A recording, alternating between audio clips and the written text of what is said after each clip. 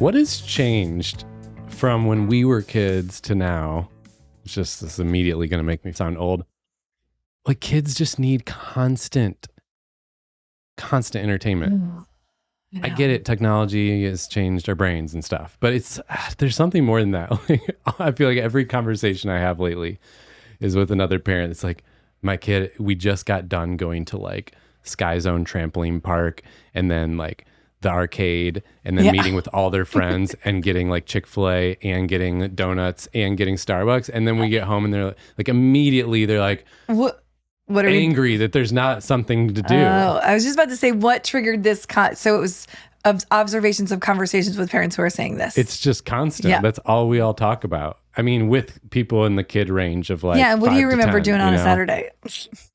And I've had so many conversations lately that we're actually trying to figure out why is it so drastically different now. And then I talked to a friend the other day and she just goes, Steve, it's us. I know it's us. We're the problem. It's us. I mean, how are they getting there? Yeah. Yeah. And I'm like, okay, yeah. Like, yes, we've set them up to expect that, but still, I mean, I'm talking about us and friends who are very like intentional about parenting and having boundaries and like not too much screen time and all these things. And it still is just off. So you don't have that with how old's Leah? I know. She's 11. She's 11. Just outside that. I know, right. Gosh. But see, let's just also throw this in the mix. So I am a little older. See that? I think that also has something to do with it. So I didn't experience that as much with my older kids. So I think even if Leah is of the age of it, she's not getting it because tough cookie. It's almost like your others didn't get it, so you're not. Does that make sense? Yeah. So it could just be that my mindset isn't as much there. Yeah. I do notice it, but you're right. I don't notice it as much with her 11-year-old, but I do notice it a lot with that 6, 7-year-old, 8. It is. You're right. It is crazy. Does it exhaust you? Do you want to do anything about it? No. You just wanted to call the observation out. Do you kind of like it? What do you mean? Like, do you kind of like that you go from place to place because you like to do things? I mean, I was a kid who always wanted activity. Right. And that's why I like have this whole thing I'm deconstructing as an adult. Like, I'm too much for people, because it's like I always wanted, like, when's the next friend? Right. Next friend. I would call all my friends in a list until someone said yes. I did the same thing. Yeah, Me too. right? Like I did the same thing. Okay. So I get it. But you were more driving it versus your parents a lot. Well, what I mean is like I can relate with my kid because of that. I remember being that. But it's at an all-time high now. It's like it's so different how they're just constantly complaining that there's not enough excitement and thrills. I know. And it's like, where did this come from? I know. The excitement and the thrills have changed. Yeah. It's like the level is higher. Yeah. And also we used to be more in control of it because we were much freer to roam. I feel like that's a big part of it. I think part of it is like, well, they see things, whatever, in videos of like, that give them ideas where we didn't have those inputs. No ideas. Our only ideas were in just our go head. in the woods, get on your bike. Right. But yeah, and then we also have to check ourselves because it's like, well, it's not fair to them to be like, I'm already doing this all the time. Like, when I was your age. I know. I try not to do I didn't get any of this. I would have died to go to the trampoline park once in my whole life. But like, that's not their fault that we created that life for them. I know. I don't know. Yeah. Okay. So more serious note. Oh, okay. So there's the people who do like New Year's resolutions in, October. Right. Like. then there's the okay. Are you looking at me because do you think that's me? I'm a September girl. Oh, okay. September. I was like, sorry. Yeah. You're so much better than that. It's like then you've got kind of the maybe Christmas break or New Year's, day where people are really on top of it. Yep. And then you've got the people who are like, well, you also have the people who are like, screw goals. I'm not doing it at all. Right. They're just. But you've definitely got, and we kind of see a lot of this, the people who are maybe late January or February. It's like, man, I still haven't like figured out what I want to do this year. And they're feeling a little behind the game. Or they like see something that inspires them. And they're like, yeah, that's what it just hasn't like clicked yet. Yeah. Or they haven't been able to think about it yet. So for those people, since you got something for February, one thing that worked well for us this year and last, Ashley and I went to a coffee shop. We just kind of did a coffee shop date to talk about what do we want for this year. And for us, it was a combo of like goals, like what's on your mind and mine, as well as trip planning or calendar, like for the year. I love that. Trips and and budget around that and stuff. So I just wanted to share that because I've told some people that we did that, they're like, oh, that's a good idea. I never thought of that. And I said, yeah, it worked great for us because we're such different personalities that if we ever tried to talk about goals before, it would just be an instant like sink the ship. I mean, it was really hard because we approach it so differently. Yeah. And of course, since I do this for a job, I've got like 10 pages of goals and she's got one and then feels like terrible. Or, it's we just do it so differently. Yeah. Or I have big dreams and she's more practical. So it worked really well. Just go to the coffee shop and it made it, I don't know, more fun. We just talked through it, shared with each other, and now but you guys take it even a step further than that because I know you. You meet for coffee throughout the year to kind of make sure that's that rhythm part. You revisit making sure that they're happening. You put this coffee date on your calendar throughout the year. And I feel like one of the things you guys are doing is planning, but also revisiting those kind of planning goals. Yeah. Well, even I was talking to Abigail, our greenhouse photographer. She and her husband, Ben, they call it team retreat. I thought this was so cool. She goes, yeah, team retreat. I'm like, what do you mean? She goes, like, we just go like get away and rent a cabin or Airbnb. And we just do like I think for them, it's like a whole weekend of just a fun getaway, but it's all focused around their intentions and what they want goals wise. So I nerd out on this. So to me, that felt like, well, that's what we did this year. Dream. So Adam and I, that's the way we did it. We went away for the weekend and that's what we did. We planned what we wanted to do this year and what our goals were and also what our relationship goals were. How did that start though? Was it like, did you bring up the idea or how? It started from always being exhausted after the holidays. But then the idea, did you present the idea? I think so. I think I was just like, how's that feel? He's like, sounds great. Okay. It was like, yeah. Because sometimes that's the hang up for couples, especially. It's like, how do we, the person who wants to do it, how do you bring it up to the other? He's kind of a great, like, go with the flow guy, Yeah. So I think he was like, sure. You were like, and if we don't, you're dead. Well, and then another piece that came out of it was I'm trying to really be intentional this year about like what are my needs and managing my energy. I think we all know about time management, but energy management is probably more important in this current world we're in. Yeah. Because like I'm so with you. Right? It's just like none of us have enough time, but our energy management's a little more effective. So that comes up in coaching a lot. Like it's different than time management. It's different. And it's like, what are your needs? What do you need? And like we talked about on the last podcast, it's like, well, you need some more time with your family. You need some more energy into some of the work things that fuel you. And that I'm trying to make that shift too, because I've been learning more about my needs. Yeah. And probably all of our listeners are people helpers where they tend to focus on everyone else's needs around them and so that your own suffer. I'm like, this is the first time in my life, I'm 37 and the first time I've ever thought about my own needs. Yeah. I mean, it's crazy to me, but it's been helpful to start to recognize them. So that's a shift. And then one other piece of it was I'm trying some new rhythms with morning and night. And the idea is consuming in the evening and creating in the morning. And I really like this because just for where I'm at in life, in the evening, my brain is pretty tired and it's hard to create anything. I actually used to be great.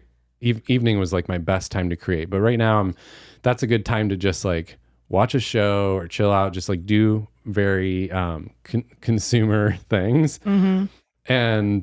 And also not feel guilty, because some people now, it's like we have all this guilt around anything that's consumer. And like, no, sometimes that's helpful for me. I never feel guilty about that. Sometimes I like need to watch a show to go to bed. Yep. That's just me. And then create in the morning, because I have a fresh brain and I can usually kind of think sharp, quick, better. Ideas come. It used to be the opposite for me, but I'm choosing kind of that time frame. Consume in the evening, create in the morning, something like that. So for anyone listening, it could be a different rhythm, but similar. Like what are the different modes for different times of the day? Today I had just so much fun interviewing my friend and old neighbor, actually, Lauren McKay, who was a teacher in the public school system, who faced so many challenges that she shares even before pandemic. Then they escalated during the pandemic that eventually brought her to starting her own business, and she didn't even realize she was starting her own business. It is quite a ride and so interesting, and actually gave me goosebumps while I was talking to her. And then she actually shares about, as a business owner, what it's like to go from having total structure to no structure at all. You will love this episode. You will love her energy, and you will learn so much. Enjoy. This is so cool. I just have to tell our audience how we met, because we're neighbors. But like, who knew we would, like, it was just such a crazy world, because we lived together when we both had little ones, right? Mm-hmm. So you just had Emmy, and she was what, just one? Yep. And she was your first, and I had Leah, who was my fifth. So you are a generation younger than me. And we just kind of casually met, and little did we know that our girls would become such great friends, and that we would meet each other as neighbors because we were both doing it together in terms of mothering. Yeah. Well, I have to say, Sunday, I needed you a lot more than you needed me. But I loved that you needed me. Does that make sense? I did need you. You've been coaching me since the day I met you. It was so much fun to watch you. I mean, your husband, this is Lauren, everybody, Lauren McKay. And it was interesting because then you had baby number 2, and your husband was in medical school. So life was hard. Life was hard. It was a hard season. Yeah. Yeah. And you had already done it 5 times. Yeah. And so you made it seem so easy with all kinds of, like, somebody can give advice and teach you all at the same time without it sounding like advice or teaching you. So, do you know what I mean? Like, the way you say things like, have you ever thought of maybe while you do the dishes, and then no one will cry. And it's like, oh, that's a great idea. Right. Oh, so great. But then you survived, and now you have how many kids? 3 children. And what are their ages now? Grady is 6, Quinn is 9, almost 10, and Emmy is 11. So, now we're out of those hard years. And I know. Do you feel like you're out of the hard years? Because I mean, I totally do, because I have 4 grown and only one 11-year-old at home. But how about you? I feel like I'm always in a new phase of hard. Okay. Right. Now we've hit middle school with a daughter, and there's that, and things that I didn't expect there. And then my middle child is a middle child, and she's, battling being lost sometimes. And so there's just new phases of hard, but nothing as physically demanding as those first years with, well, you did it too. I had 2 babies, 16 months apart. My husband was never, ever home. And then having no money and trying to do it all, and trying to work and trying to take care of your kids, and just it all being new, that was tough. Yeah. Yep. I don't know if I've told you this yet, but I was interviewing this really wise woman who is an executive coach, and she was telling me the stages of motherhood. And she said the toddler years are the years where we are physically exhausted. Yeah. And then the elementary years, we are logistically exhausted. True. And then the middle school and high school years, we're emotionally exhausted. Mm-hmm. And I was just like, of course, I knew all those things intuitively, but I love the way she just right. She captured it. Right. And then there's some people like you had all 3 at the same time. Yeah. You had a toddler, you had a teenager, and you had a middle schooler, and you had one headed off. My gosh. I know. Yeah. And then there was the whole letting go, thing happening too. Yeah. And then I had a blind grandma living with me. A blind grandma, and then a father-in-law. Yeah. Life was insane. Right. Golly, right. It's fun to look back. Life feels kind of easy right now. It really does. And so you're actually on vacation in Vancouver. So I just also, thanks so much for taking on vacation in Vancouver. Yes. Yeah. Mm-hmm. My family is skiing. I am not. And I typically do, but I hurt my knee. And so I need to have some knee surgery at some point that I keep pushing off. Yeah. And so it's time for that. I haven't wanted to face that yet. Yeah. So interesting. I just want to tell people, we've been talking about this for a while, but I just want to tell our listeners why you actually reached out to me on a phone call one time because you listened to our podcast and you were like, you know what? It's frustrating sometimes because the things you talk about we talk a lot about a lot of corporate things, and you were a teacher. Yeah. And you're like, there's a lot of things we cannot do or think or feel or experience that you are talking about because we are teachers. And that was the beginning of our conversation of thinking, I need to have you on the podcast. So that context first was the reason where I wanted to have you on, was that. So we're going to talk about that journey. But my very first question to you is just, I love to ask people first, just what was your very first ever job? Like ever? Yeah. So I started thinking about this morning because I knew you were going to ask that. And I remember always wanting to work. It was just like, for some reason, it made me feel like grown up or something. And I guess I also wanted money. So I think the very first job I ever took on was like mowing a neighbor's yard. Yeah. And so I remember mowing a couple of lawns, and then I got the guts to go up to I lived in a teeny tiny town of 500. Yep. There were not a lot of opportunities for employment as a teenager. Sure. I mean, you could work at the pool in the summer, but the summer is only 3 months a year. You could wait tables if there was out of the 2 restaurants, your friend had quit. So it was kind of hard to find work. So I took a job working at the local drugstore old-fashioned soda fountain. Great.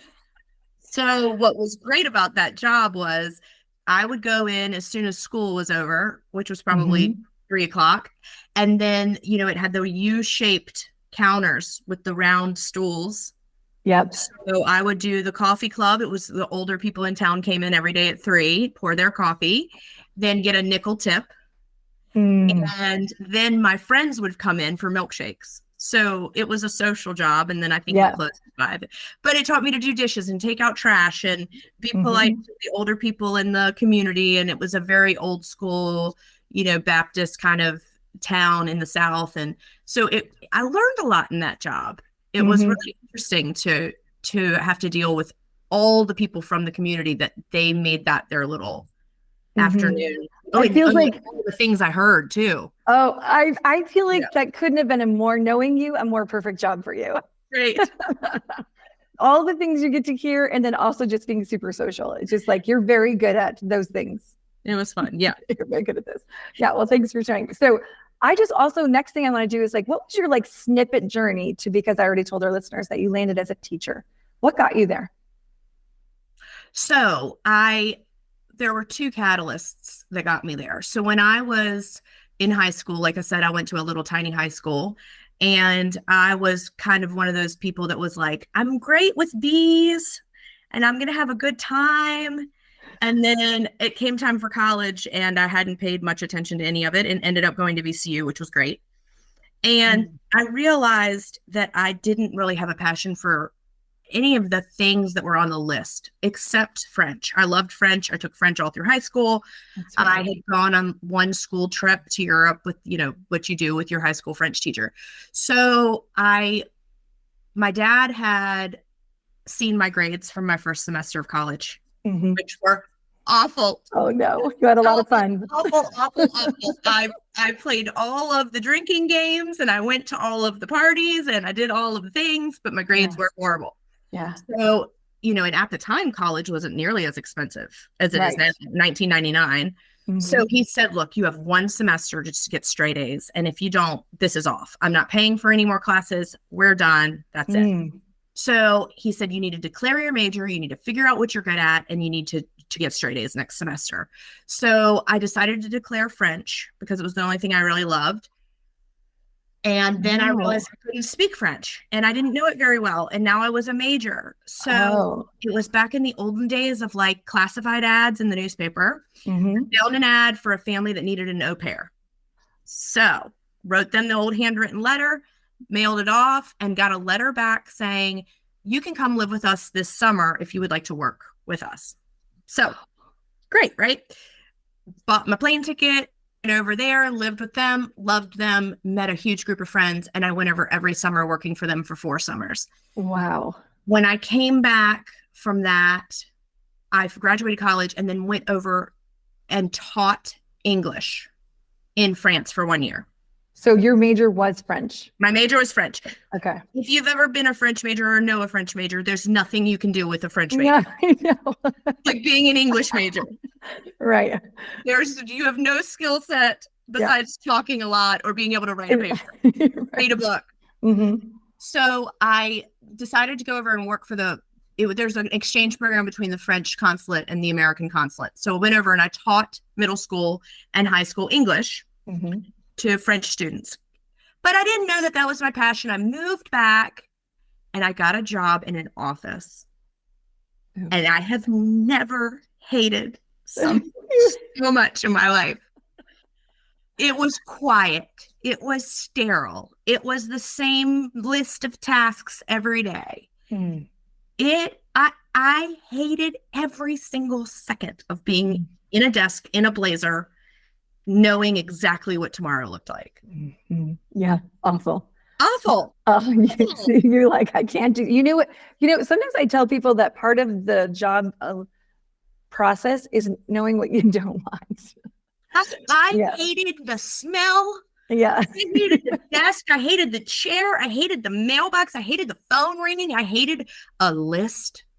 I hated it all. So I'm back to the old drawing board in the classifieds ads, I went ahead and applied for a random teaching position, high school French in Denby in Newport News. I lived in Richmond, an hour and a half drive. And as soon as they offered it to me, I just took it and ran. Did you move to Newport News? No, I drove every morning. Oh my goodness. Got up at 4:30. I had to be at work about 6:45. So it was about an hour and a half to get there. And I loved that job. I love an audience. Yeah, you do. I love an audience. I loved all these high schoolers because they were old enough to take the initiative to either do it or don't do it. I didn't deal with the parents that you deal with in the younger years. Yeah. And it was just great. It was a very diverse school. I'm sure it was Title I at the time, which is, the lower socioeconomic schools get some help with Title I funds from the government. But that makes all these programs at these schools bigger and better sometimes with that type of funding. So I just got to see all these amazing programs and all these things that these students were doing. And I just loved the feel of a high school. I loved it. You loved it. Yeah. Yeah. So then I left there because the drive was crazy and I taught middle school French. And then my husband and I moved to Fort Lauderdale for his graduate work and my graduate work. And I taught more middle school French and then eventually into elementary. I got my master's in administration and supervision because I thought at the time I wanted to be a school principal. Came back, worked another year in Richmond as a middle school teacher. I think I taught English at the time, and then moved into administration.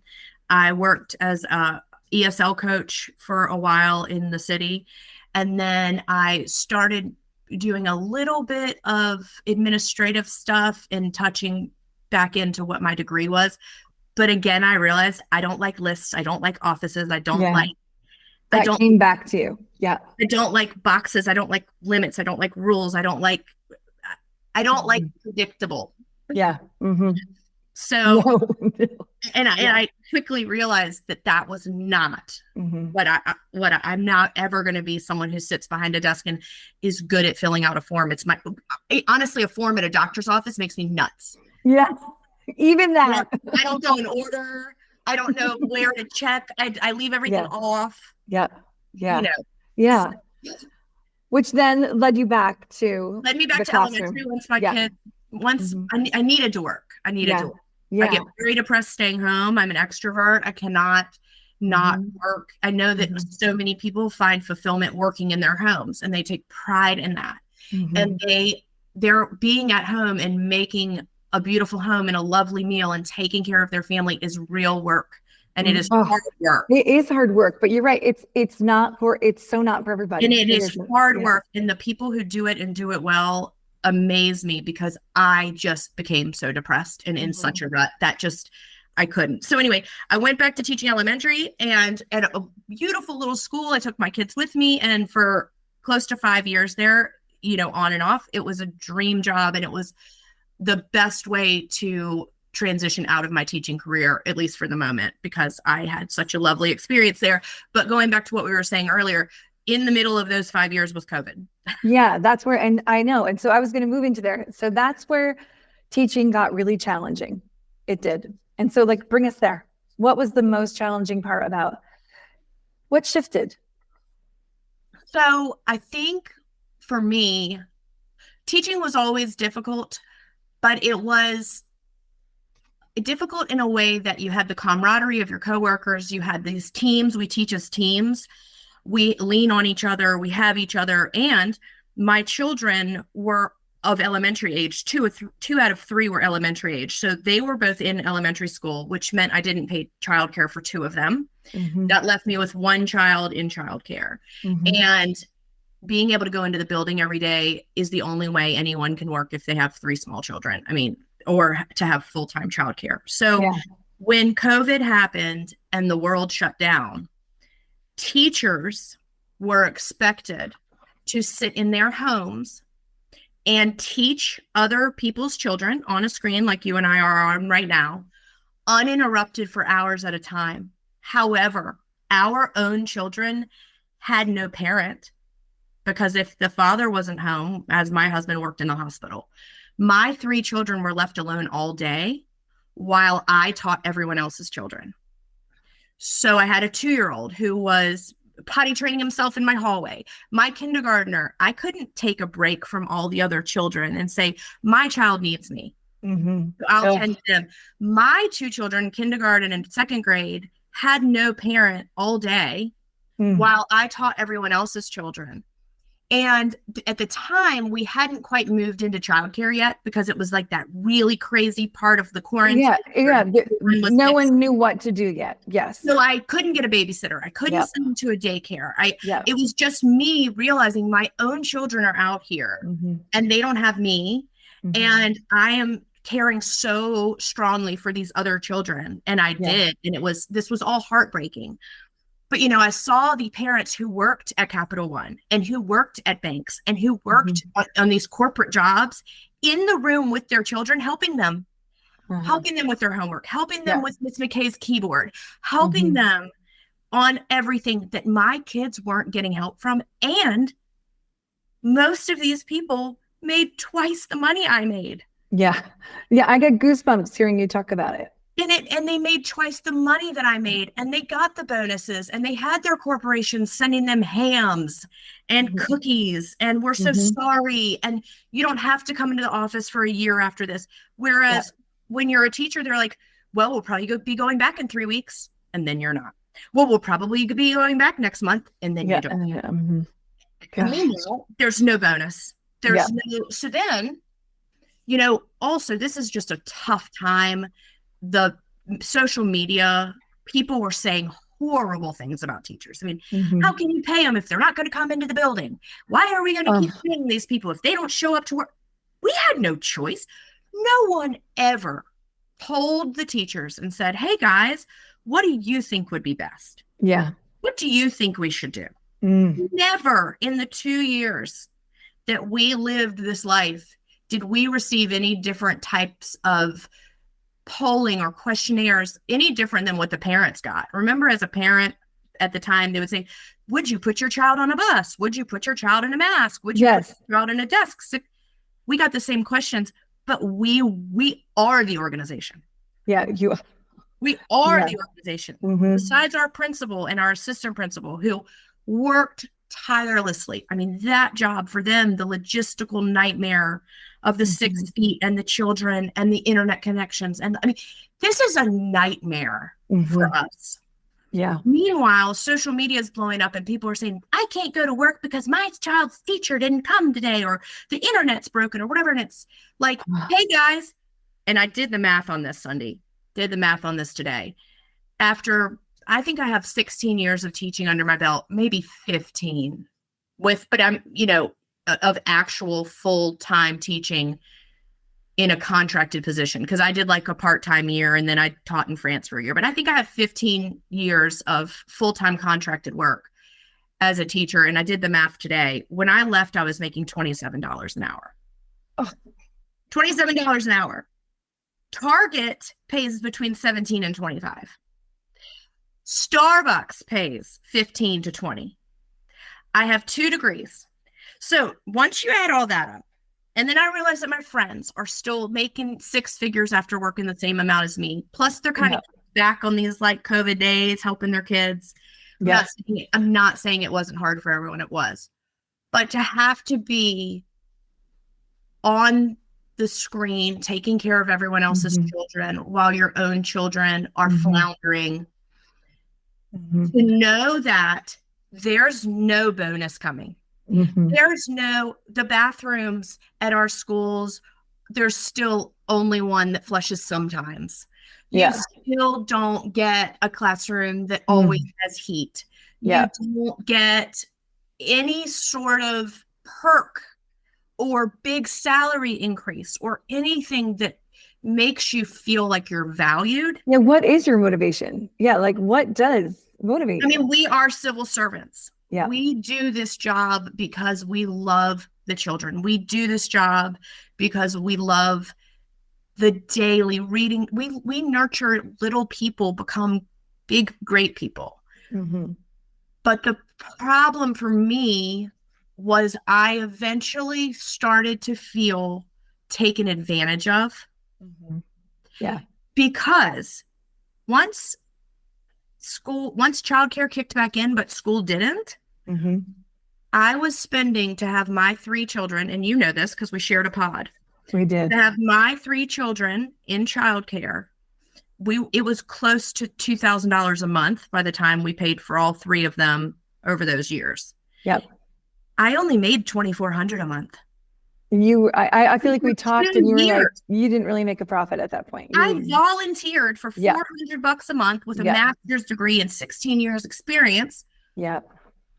To teach these kids, which, I mean, I have to say that those children were just so precious, and I still have PTSD from those days. And when I went to write our report card comments that year after the year that we got sent home, and then we all learned together through COVID, and it had been so hard. I bawled my eyes out the year that I wrote those report card comments because I didn't really have time to process all the things that had happened and the lack of all the kids didn't get their nursery rhymes. They didn't get their playtime. They didn't get, it was just so much emotional stress and trauma. Yeah. And I personally had an amazing support system.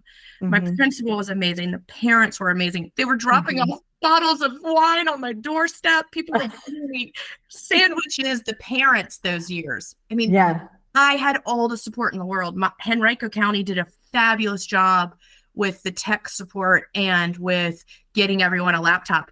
But when I think to some of those poor teachers who were in districts that weren't as organized, that didn't make as much money, that the parents couldn't support the teachers the way they supported me. I mean, this was a tough time for teachers. Yeah. Yeah. Well, and reflecting back and being your friend, in spite of all the support, I saw you go through a lot of burnout. Oh, well, I mean, imagine coming out of your office at whatever time it was, 12 or 1, your own 3 children have torn up your house. They haven't done their work. Their teachers are texting you to do better. My husband was at the time to do better. Yeah. To do better. Yeah. Emmy couldn't get online today. And Gwen was, holding her laptop while she was peeing. Yeah. The other children are carrying around the dog and the cat, and my house is torn up. Yeah, every day. But even when you went back and they, and life started to get a little normal, I still saw burnout. Like that was absolutely a turning point. It was like the burnout didn't shed. There was more joy and your kids were growing, but the burnout feels like it settled in. Well, we went back with strict physical regulations. Yeah. So we were teaching all day in masks. The kids were wearing masks. And I'm not saying right or wrong that decision, right? It was exhausting. It was a hard decision.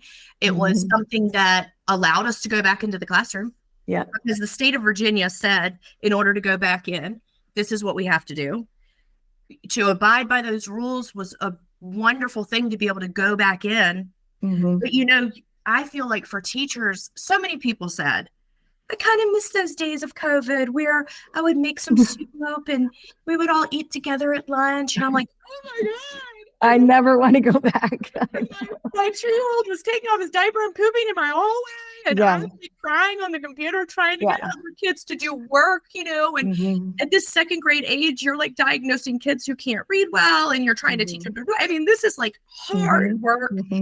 Your own kids are a disaster. And then let's go back into the building with plexiglass, and we got masks on, and we're all 8 years old. And so people, they're snotting everywhere, and they're wiping their sleeves, and they're touching all the plexiglass. They're touching each other, and you're stressed to the max. And if you get COVID, you can't work for 10 days.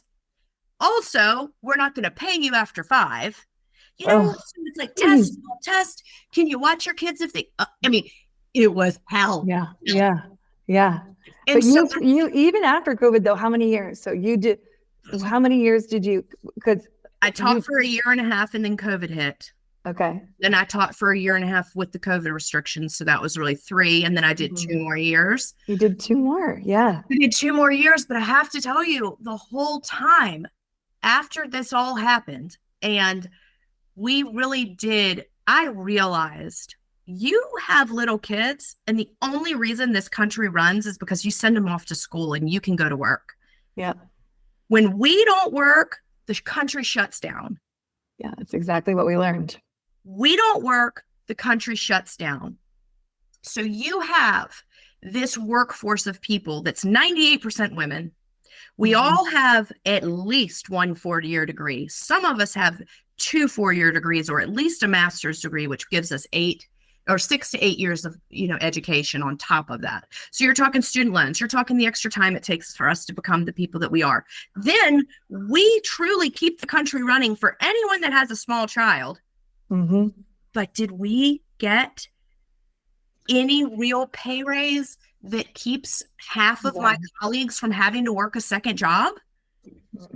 I mean, we are so valuable. We are so valuable, but society doesn't recognize it. And yes, Henrico did a lovely thing and gave us a pay raise. They did. It was, I think at the end of my time, it came to $48 a paycheck. And that was 5%, and I did have lovely retirement, and I had good benefits. But when everyone that works at a bank or a marketing company or an advertising firm, or even, I looked it up today, the average rate for police officers and firefighters, who are also civil servants like us, their average pay rate after 16 years is between 70 and 90,000. Teachers' average pay rate after 15 years is between 50 and 70. So we're already 20,000 below them, not to mention the extra 4 years of the degree we had to get. And I just, after all of that, and we're wearing the masks, and we're working through being sick, and we're not taking off for our own children. I've got to come in unpaid to do parent-teacher conferences. I have to come in unpaid to do a bunch of training that you would never ask a corporate person. No, you never come in unpaid. 3 days of their vacation. Nope. You wouldn't. Because I work a coaching corporate. There's no way. And their bonus at the beginning of the year is what they talk about all year. Correct. Yes. So, at the end of the year, I'm making $2,400 a month after I pay my retirement and my benefits. And if I have a car payment, that's $400. And if I were a single person and I had an apartment, that's $1,200. So now you've got me living on basically nothing after a full career. And you're asking me to come in a week or 2 a year in trainings that are unpaid. It just felt like such a slap in the face Sunday. It felt like a slap in the face. And I was lucky enough to have my husband make enough money for me to be able to take a break. And keep going. I was fortunate enough for that. Most people aren't. And I recognized that I was able to just step away this past year and just take a breather. The sad part to me is the people that I've worked with work tirelessly. They are passionate about this job. They love it. From the administrators to the teachers that I worked with to my team, we love this job. but it is with true sacrifice financially. Yeah, it is. So bring us to that place. And thank you for actually talking about that, because first of all, I think there's a lot of teachers that will feel seen and heard. That's one of the reasons I wanted to just hear your perspective. And I also think that there's a lot of people who listen who don't fully understand that perspective. And I just think it was you did a nice job describing and just hearing what it felt like to live in those shoes. And all of us are connected to a teacher in some way. We all had them. Yeah, we all had them for sure. So then you knew you needed a break, and I'd love to hear what you moved into. So everything for me, I think, because I don't like plans and because I don't like predictable, it's always just a fly by the seat of your pants kind of thing. Yeah. Right. Like, the whole idea of like, yeah, you didn't make this big business plan. No, I don't have a business plan. Yeah. I'm working on that now. Right. A year in. So, which, by the way, that's good for our listeners to hear too, though, because there's not just one way to do it. Some people slide into it and then go, oh, and then begin to make the business plan. Yeah. Right. Well, why make a big business plan if your business won't work out? Right. You got to make sure the business is going to work out before you do all that planning. Yeah. I love it. My type A listeners are like, I know. So in the middle of all of this with COVID and me feeling like I needed a little bit of a break, but I honestly felt so much camaraderie and so much connection with my team at Tuckahoe Elementary School. And I loved them so much and leaned on them so much that I didn't feel the need to go anywhere right away. I knew these feelings were like coming up and I was getting angry, and they knew I was angry about this. I said, guys, come on, this is ridiculous. What are we doing? We deserve more. And so I was just starting to get heated, but on a totally completely different note, I've always been obsessed with wallpaper. It's weird. Wallpaper, paint, redecorating, reorganizing. I mean, you've seen it firsthand, haven't you? And at your house, you walk in and you're like, oh, we picked a different color scheme and we did it all night long. Somebody has seen me paint the back of a rug when I couldn't afford to buy a new rug. Oh my God. I love that story. You wanted so badly a new rug and you're like, can't afford one. So you flipped over a rug and painted it.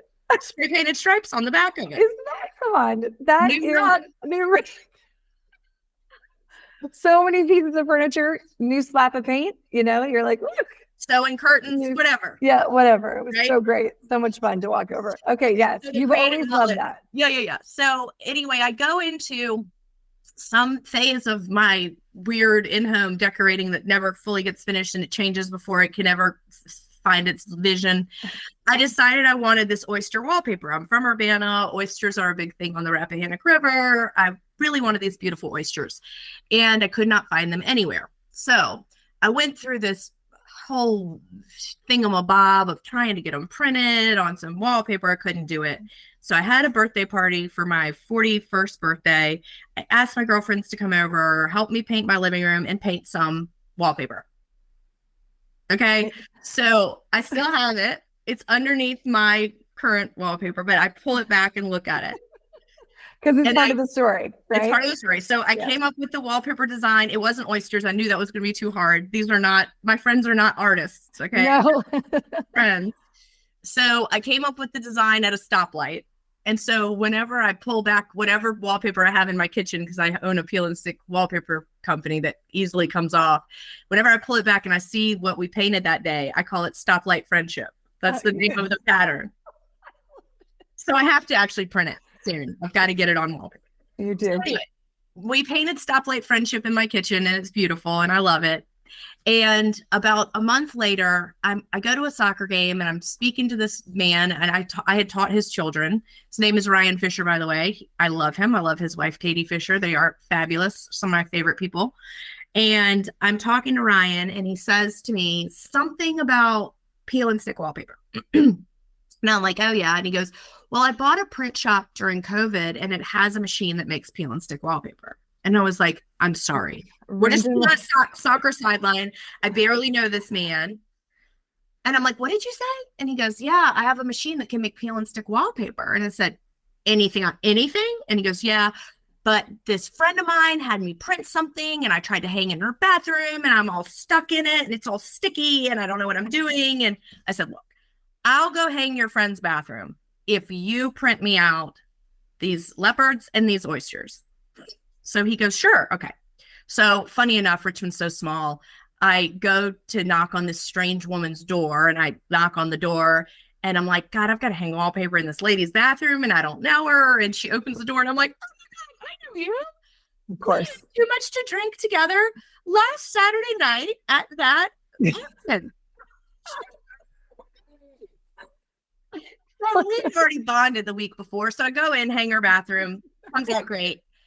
Ryan Fisher prints me these 2 rolls. And I've used Anthropologie. I have used Hygiene West. I have used Target. I've used Amazon. I've used Walmart. You name a brand. I've used Next Wall. I've used, you name a brand of peel and stick wallpaper. I've used it. And it was just not right. It was just not my design, right? Right.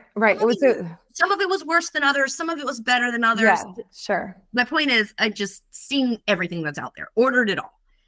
And when Ryan gave me these 2 rolls of wallpaper, I was like, oh, this is stunning. It is so far above and beyond quality wise any paper I've ever seen on the market.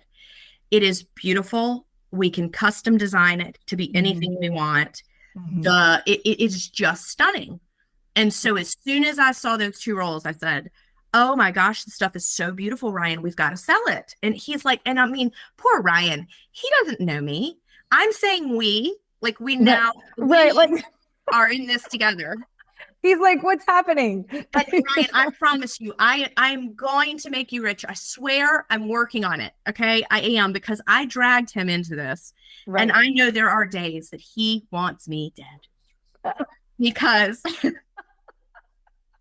I started this wallpaper company. Right. On a whim. Right. He just got, and I know you pulled him right in and he didn't even know what was happening to him. He sure didn't. He didn't. So next thing I know, like this is how it happened. Next thing I know, we have a website. Yep. Whoops. I know. I always say I accidentally started a paper company. Yeah. So next thing I know, we have a website. And then thanks to the shops at 5807, they were kind of the people who helped us hit the ground running. Kate Thomas is the owner. She does such a phenomenal job. If you live in the Richmond area and you haven't been to the shops at 5807, you've got to check it out. She commissioned us to do what's now the 5807 print. We did a beautiful wrap on her cash wrap. We've done her dressing rooms. We did her bathroom, which led us to more. We also have a wholesale shop in there. A retail shop where we sell our paper in there. Then we went into Hampton House and did a beautiful Hampton House design, which if you haven't been to Hampton House, it's also stunning. We've just moved into Baggio. We're going to do Pegasus Restaurant next. We've got a website. So we're installing. Yeah. And this spun out of control while I was teaching. Yes. Yeah. I remember watching your videos. You're teaching, hanging all night. I was like, and then I'm like, Ryan, poor Ryan, I'm saying to him who didn't sign up for this. Oh, sorry. Let me also add, we did a salon downtown. Also, Lindsay Velasco Lewis owns that. And we did their logo on a 14 by 20-foot wall. And so you really have the eye for design too, then, because you have to design these sometimes, right? Yes. I mean, so Lindsay brought me her logo, and she gave me the vector file, and we did that. She did that, and then she's the green room in Jackson Ward. I think it's Jackson Ward, right near Boulevard, on in Richmond. She brought me her own design, and we blew it up to a huge scale. Which thanks to Ryan and his shop, he owns Imagine This company, and him and his workers did all that. Then we get other people who, Kate from 5807, she just happened to like a print that then became hers. Hampton House, we designed it together, the owner and I. Baggio, we designed it together, the owner and I. Pegasus will design it together. So I have a number of prints that you can choose from that I just designed, or we can work together to make whatever you want. And so here you are. So here you are. Here we are. It's full time now. Now I have to, I talked to you ahead of time, so I have to call a few things out. I loved when you told me what was the biggest challenge when going from a teacher to an entrepreneur. Well, so me going into an office environment, when I said my first job, I hated it so much. Yeah. Because it was so predictable. I can't stand that. But what teaching does is it gives you a very predictable structure. And you also got to decide within those bubbles what to do. So when you work in a very well-run school, your day is structured for you just basically in time increments. So 7 to 7:20 is breakfast and attendance. 8 to 9 is reading. 9 to 10 is math. 10 to 11 is science. Recess is here. Lunch is here. So it's these blocks of time. Yeah. For someone like me, who is so willy-nilly and so all over the place, that was all I needed to stay in my zone of time management and getting goals accomplished, right? If I knew by Friday, I had to have this task in reading done, and I had a 1 hour block every day at the same time to get it done, that was very easy for me to work with it. But then when I come out on the other end owning a business that I've never done before. Well, actually I do. I own the Glam Box. We have another little business. Oh, that's right. That's that's a once a month type of thing. Right. But tell them what the Glam Box is very quickly. So my husband, during COVID, he lost all of these shifts in the emergency room because people were hesitating to go to the emergency room. He's an ER doctor. So his salary quickly plummeted as well with COVID because nobody needed as many ER docs as they typically did. People were just staying out of the emergency room for a while. And I decided that my girlfriends also weren't able to get their Botox. So let's turn our garage into a Botox studio, which we've done. And it's a boutique. It's so cute too. It's so cute. We took the garage doors out. We put all of the drywall up and we turned this into a Botox boutique, which my husband, we're very busy. It's called the Glam Box Botox. It's just one doctor. It's just him. And we have a little cult following and we probably have 125 patients and we're booked out, but it's tiny. Yeah. I do think though that was the segue that gave me the courage to get drunk. Right. And what is like Amy call you? What is like Amy always says mom's working on her? Like, she calls them my lemonade stands. Yeah. They're my lemonade stands. They're these jobs that I keep making that, but here was what happened. So now, right, Sunday, like you said, I'm waking up on a Monday. I have to learn. I have to create a serious business plan. I've got to pay the taxes. I've got to get payroll. I've got to hire some people. I've got to get a marketing strategy. I've got to get goals set. I've got to figure out how to make things easier for Ryan at his shop, which is Imagine This. So him and his employees don't want to kill me. Yeah. I need to figure out profit margins. And it's like, you have all the time in the whole wide world, yet no time at all to do it. And because you're still at the point where you're hanging it. So you're at that entrepreneurial place where you're building it and doing the work. You're not quite at the place where you're building it and someone else is doing the work. Correct. That's always the toughest place. And so you're busy all the time, and yet you've got to get to that point where it's like, who's hanging it so I can build the Correct. Yeah. And I have an assistant named Dalia who has been with me through thick and thin. And she says that when she's worked for me for 5 years. She started as my nanny. She was our pod teacher. Oh yeah, I totally know her. Yes. She said she never knows. She's been through everything with you. Like she said, when she gets to my house, she never knows what hat she's going to wear. Some days I'm like, Aaliyah, you've got to watch the dog. And then the next day I'm like, Aaliyah, you need to be a teacher. All of a sudden we have 6 kids that come here every day. Then one day I was like, Aaliyah, do you mind going and helping spackle at the, rental property? She was like, some days I'm an engineer. Some days I'm a chef. Some days I'm a teacher. See, she's special. Yeah. She's special though, because some people have a personality type that they would be like, I can't stand that lady. Because I never know what my job description is. But she has something in her that's actually similar to you, where she's like kind of energized by the variety. Well, yeah. And, I know there have been times where she is quietly wishing me dead. Like she is quietly wishing me dead. Yeah. My ride or die. I tell you what, I say, Aaliyah, hey, put on a nice outfit and go sell some wallpaper down at the such and such. Yeah. And there she goes. I couldn't do it without her. She is really my right-hand person. Every time she says she's going to go work somewhere full-time, I just make up more things for her to do. But right now she's transitioning into my paper hanging role. I've got another guy that I called who I really enjoy. He's fabulous. So I'm trying to figure out how to start unloading this stuff. Yeah.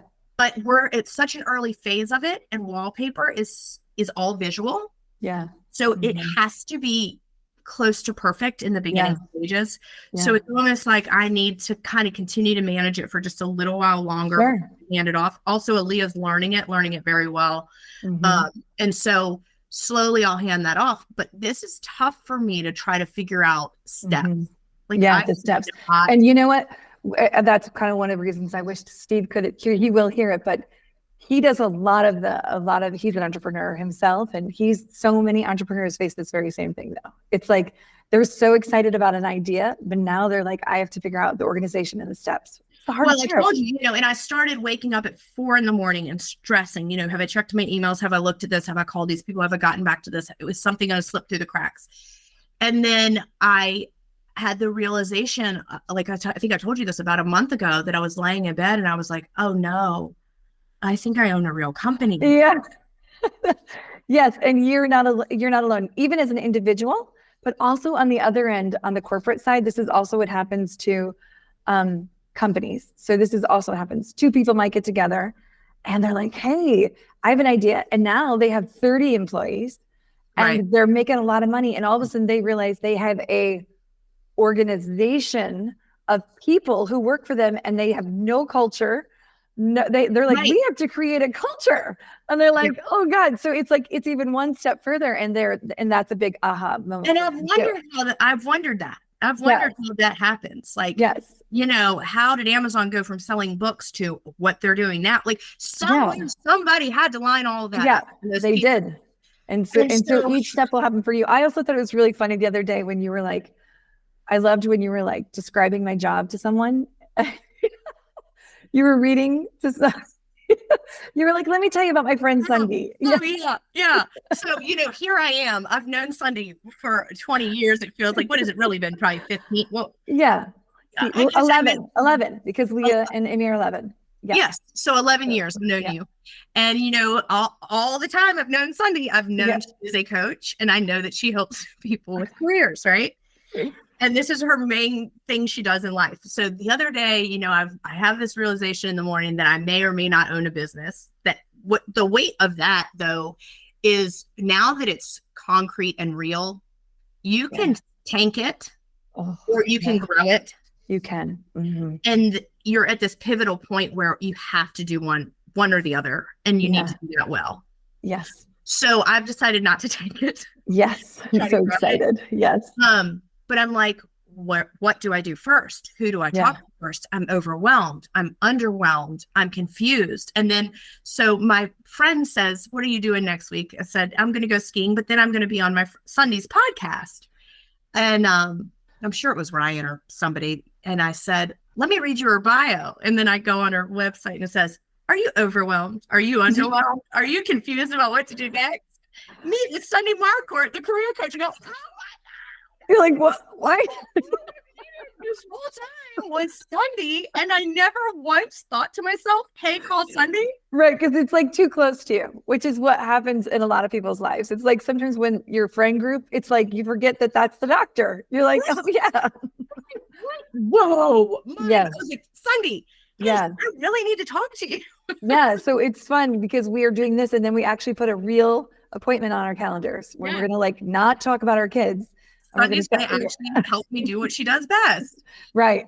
But I love that you came, and that's a great point right there, that you came to this pivotal point. And you're right. You can either say it's going to scare me and I'm going to walk away, but you're taking on the challenge and you're like, of course you are, by the way, Lauren.